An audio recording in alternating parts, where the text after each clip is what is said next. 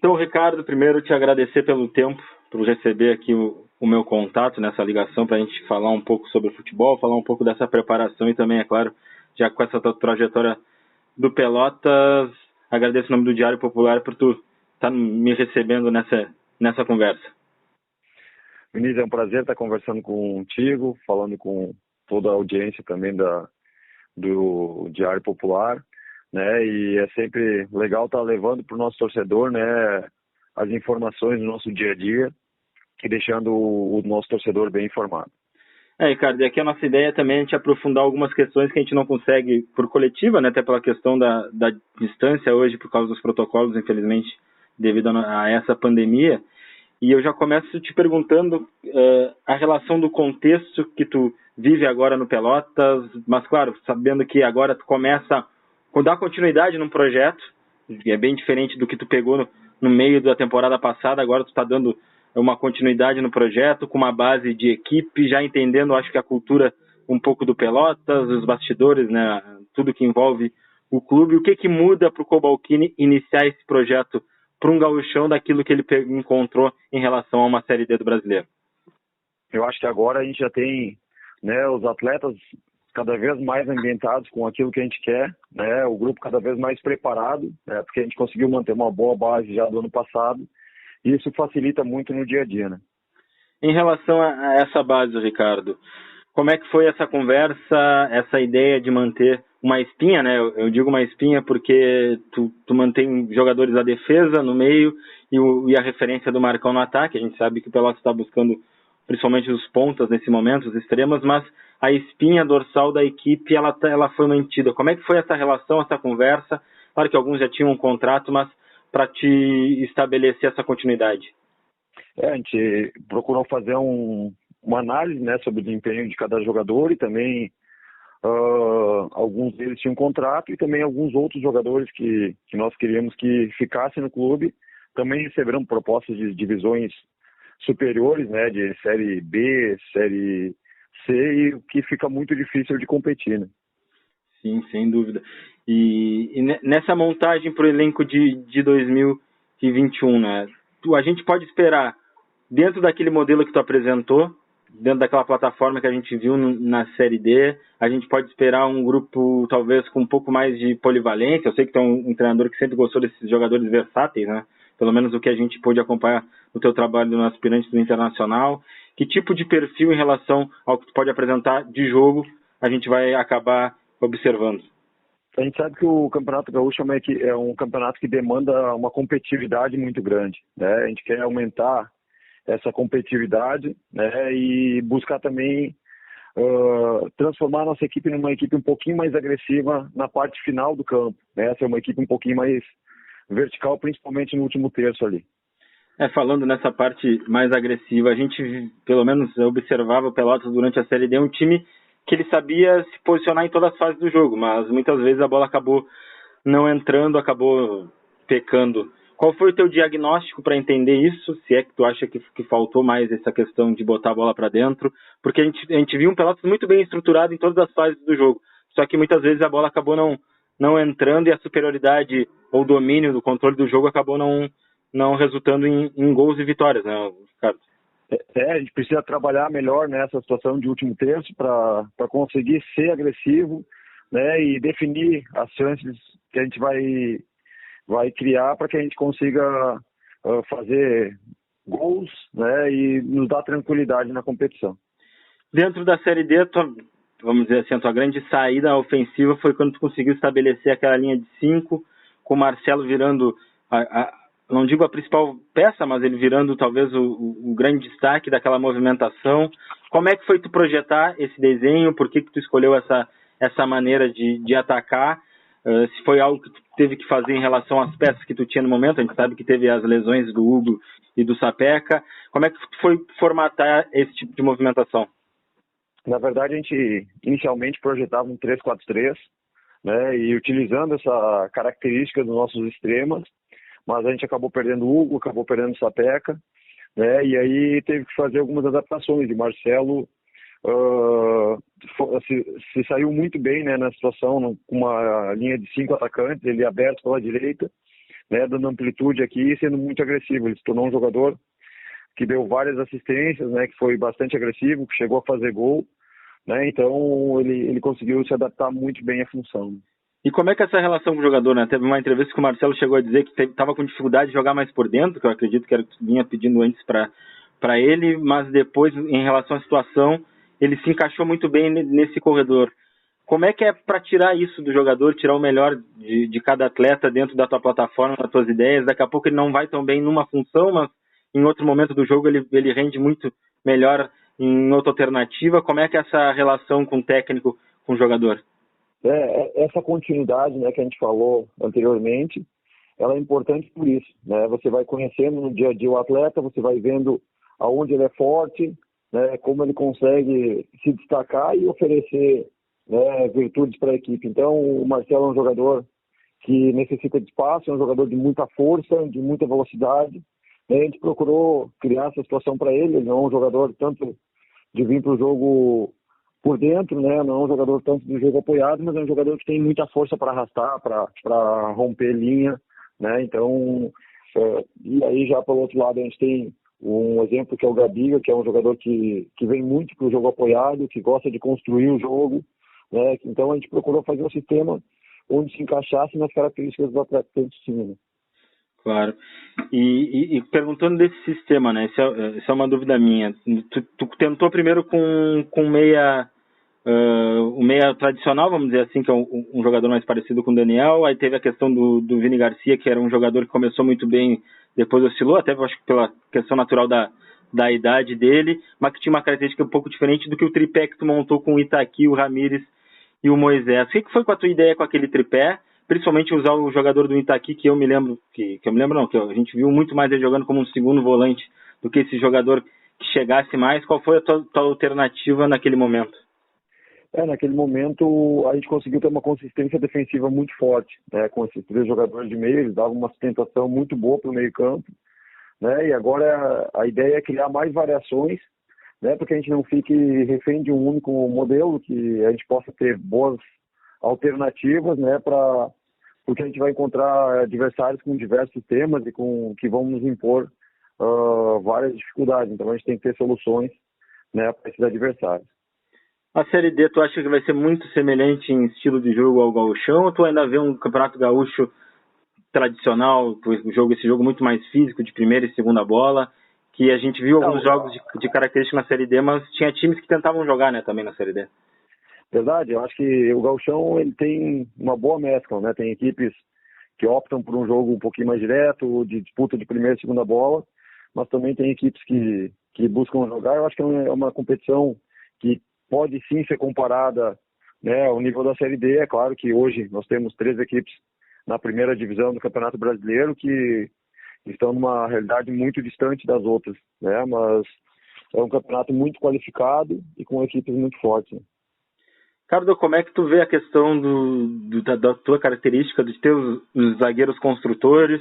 A gente sabe que o torcedor talvez tenha sentido um pouco receoso no começo, aí depois teve aquela grande atuação do Gabriel Silva contra o Novo Horizontino, enfim, o da importância que ele que se teve em construção, depois o Fábio Alemão, que cresceu bastante, não é à toa que foi parar numa Série B de Brasileiro para jogar no Operário.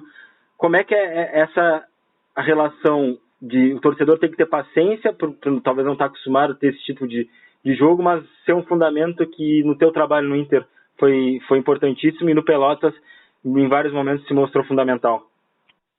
A construção desde do início assim com os zagueiros ela é muito importante, né? Porque a bola chega limpa para os volantes, chega bem qualificada para os meias, para os pontas, né? Então isso facilita muito o nosso jogo.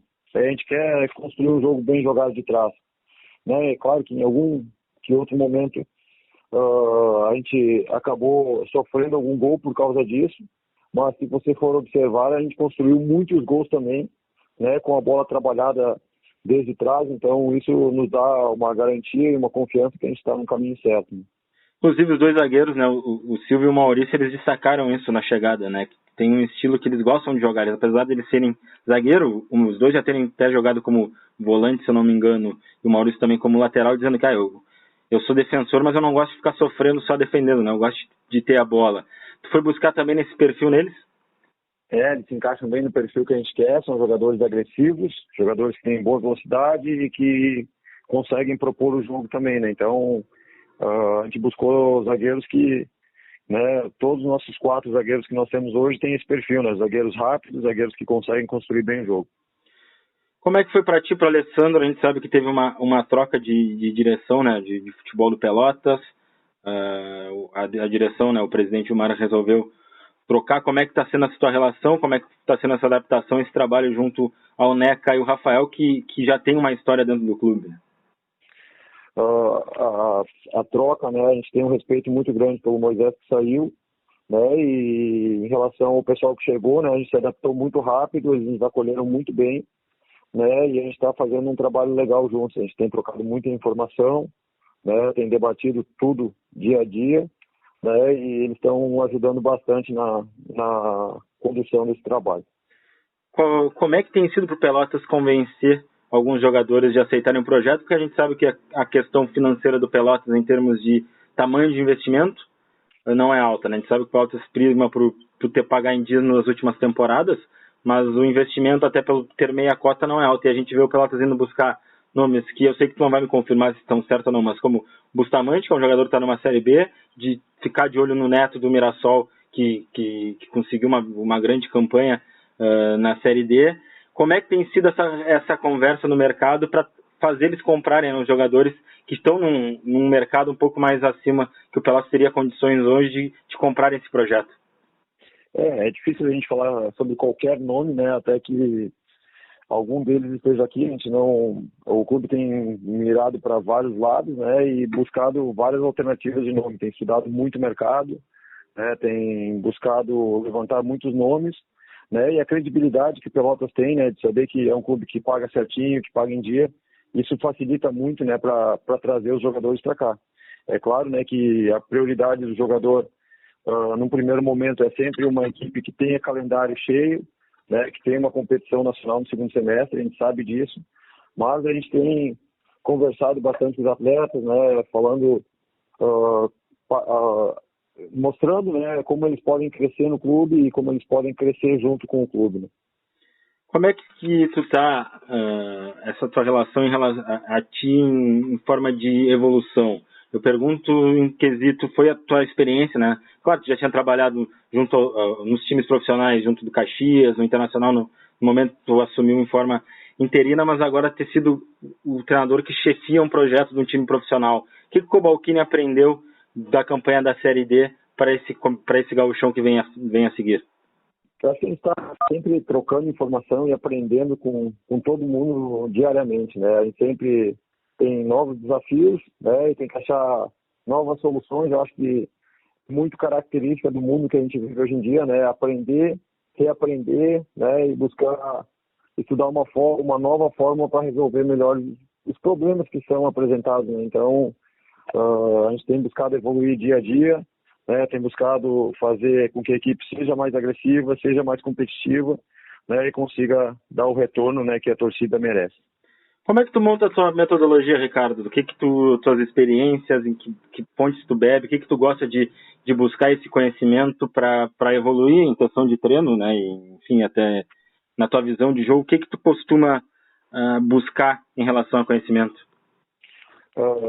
A gente está sempre atento ao que está sendo feito a nível mundial, a nível nacional, né? Procura ler alguns livros, procura olhar muito a internet, que hoje em dia tem bastante material de qualidade na internet, né? Então, seja no YouTube, seja nas mais diversas formas, né? Tem muito material de qualidade na internet, e isso nos ajuda, né? Talvez com algumas ideias, e depois tu vai complementando, né? Com a sua cara, com as suas ideias, com os seus conceitos, né? Mas elas ajudam a abrir um pouquinho a cabeça, né? E visualizar coisas novas. O teu time a gente percebe padrões e o estilo que tu gosta de jogo, né? Mas ele não se enquadraria em nenhuma escola, vamos dizer assim, propriamente dita fechada. Não posso te enquadrar num jogo de posição, como eu não posso te enquadrar só num jogo de ataque rápido, né? Essa mescla, por que tu acha que é importante pincelar várias identidades ou várias características de diferentes vertentes do jogo para o teu trabalho? O que eu acho interessante, né, é conseguir ter essas variações, para te não se tornar uma equipe previsível, né, saber bem o que tu quer em cada momento do jogo, né, ter bem definido isso, mas ter diversas formas, né, porque, por exemplo, a gente sempre quer fazer um jogo apoiado, mas se a gente vê que os adversários vão pressionar a gente com muitos jogadores, eles vão estar nos oferecendo a profundidade, e é por ali que a gente vai atacar, né, então é saber ler o que o jogo está pedindo, né, e os jogadores têm que conseguir interpretar isso, né, e perceber o que é melhor para eles, né, o que é a melhor situação para aquele momento. Né. E o que muda se fazer isso com um atleta jovem e com um jogador já mais experiente, que vem de uma outra escola? Porque a gente sabe que essa garotada da nova geração vem de uma escola que vocês trabalham há muito tempo à base, mas muitos jogadores mais experientes não tiveram os mesmos estímulos, né? O que muda para trabalhar em relação a essas tuas ideias, em relação aos jogadores mais velhos, a garotada da base, que, por exemplo, até os que conheceram o teu trabalho no Internacional, trabalharam contigo nas categorias de base? É verdade, muita gente que vem da base, né, já vem com alguns conceitos muito parecidos com o que a gente está usando, isso facilita, né, e no caso dos jogadores mais velhos, o que tem nos deixado muito feliz é a receptividade com que eles têm tido e para trabalhar situações novas, né, muita coisa acaba sendo parecido do que eles já viviam, do que eles já vivenciaram, né, em outros clubes, né, mas eles estão sempre dispostos a evoluir, a crescer, né, e esses jogadores mais experientes nos deixam muito felizes por isso, né, porque eles estão sempre com sede de querer crescer na profissão deles, crescer, buscar evoluir, né, e isso nos deixa bem felizes. Dentro desses conceitos, o Pelotas vai buscar 4 jogadores no Grêmio, né? Tu conhece bastante a base do Grêmio, principalmente por ter enfrentado nos últimos anos. O que eles te trazem, o que eles te agregam para o Pelotas apostar que eles valem a pena estar no elenco para uma competição tão difícil quanto o Gauchão? São jogadores que o Grêmio disponibilizou para a gente, né, pagando salário, e são jogadores que têm um nível técnico muito bom, né, 2 laterais, um volante e um atacante, todos eles com um bom nível técnico, né, e que com certeza eles vão nos ajudar ao longo da competição. Tu está trabalhando agora, né, com um grupo aproximadamente uns 20, 21 jogadores nesse momento? Isso, nesse momento agora a gente está com 20 atletas, né, e aos pouquinhos a gente vai agregando mais atletas para que a gente possa definir o grupo aí. O que tu consegue trabalhar? A gente sabe que agora não tem alguns jogadores de frente que o Pelotas está buscando no mercado, principalmente os extremas. Dentro do teu planejamento e cronograma de treinamento, o que isso interfere ou não interfere em relação ao que tu está conseguindo fazer agora no dia a dia? Na verdade, com a medida que os jogadores vão chegando, a gente vai conseguindo abrir mais o campo, né, trabalhar situações mais específicas, né, da nossa ideia de jogo. Nos primeiros treinos, né, nas primeiras semanas ali, a gente buscou trabalhos muito intensos, né, para que os jogadores se condicionassem, né, e suportassem bem a carga do jogo, né, através de mini-jogos, né, de jogos reduzidos, para que a gente trabalhasse uma intensidade muito alta, né, e que os jogadores trabalhassem aspectos comportamentais que a gente quisesse desenvolver, né? Por exemplo, a reação pós-perda, vários princípios que a gente quer trabalhar e quer evidenciar esses comportamentos. E agora, né, com a chegada de mais gente, a gente começa já também a conseguir abrir o campo e trabalhar situações mais táticas. Né? E como é que tu vai fazer no jogo treino desse fim de semana? O que tu vai conseguir observar em relação ao estágio que tu está nessa terceira semana, entrando na terceira semana de treinamento? Agora é uma situação que a gente tem dado uma carga bastante alta ainda, né, para que a gente está pensando lá na frente, lá no dia 28 de fevereiro, né, já na nossa estreia, e não está muito preocupado, né, com o jogo desse final de semana. Então, os jogadores vão chegar com uma carga de trabalho alta, vão chegar um pouquinho pesado, e ainda com poucos treinos, né, de campo aberto. Mas a gente está bem confiante na preparação e acredita que os jogadores vão chegar muito bem, né, no dia 28. Você falou na questão do conceito de pós-perda. Em relação ao que a gente viu na Série D, tivesse para dizer assim, ó, bom, aquilo ali o grupo aprendeu, o time rendeu exatamente o que eu projetava, que conceitos tu consegue dizer que o Pelotas executou da maneira que tu desejava? Eu acho que a equipe, na fase ofensiva, né, atendeu boa parte daquilo que a gente queria, né? Talvez faltou uma definição um pouquinho melhor na parte final do campo. Defensivamente, a equipe se portou bem, né, na grande maioria dos jogos, né? E é uma equipe muito dedicada nas transições, né? Era um grupo muito comprometido nas transições, é um grupo que fazia boas transições, né? Talvez a transição ofensiva a gente precisasse evoluir um pouquinho mais. Né? Você vai ter agora no grupo, né? Tu tem no grupo jogadores como Marcão, como Itaqui, Moisés, que tem históricos muito bons dentro do Campeonato Gaúcho, né? Assim como tu teve trabalhando em comissões técnicas, mas eles têm de dentro de campo. Quanto tu acha que eles agregam para os jogadores mais jovens e para ti, por já ter vivido essas experiências de grandes campanhas dentro do estadual? Sem dúvida, são jogadores importantes, né? Jogadores que têm a vivência de várias competições. Eles agregam diariamente, né? Ajudando os mais jovens, aconselhando em várias situações. E como são jogadores muito positivos, né? Eles contribuem muito para isso no dia a dia. Ricardo, para a gente já ir encaminhando para o fim, o que te fez realmente ficar no Pelotas? Eu sei que tu é um treinador que teve outras propostas, que é um treinador com um nome forte no mercado, mas o que te fez querer comprar esse projeto Pelotas e também estabelecer um projeto de continuidade, sabendo que tu poderia ter alcançado voos até financeiramente mais rentáveis para ti? Na verdade, o que me motiva, né, é fechar um ciclo de uma forma vitoriosa, né? E a gente vai trabalhar muito forte para isso, para buscar estar entre os 4, né, do Campeonato Gaúcho, vai trabalhar de forma incansável para que a gente consiga atingir esses objetivos, né, para dar alegria ao nosso torcedor, para corresponder, né, à expectativa que muita gente deposita, né? E eu não queria acabar, né, com a eliminação da Série D, eu queria terminar, né, de uma forma um pouco mais positiva, classificando o clube novamente para a Série D e buscando atingir os objetivos do clube nessa temporada. O que tu projeta em relação aos adversários do Gauchão? A gente vai ter uma dupla Grenal começando com um time de aspirantes, vamos dizer assim, de transição, que tu entende muito bem o que é a vontade daqueles garotos de querer demonstrar, né, o futebol deles.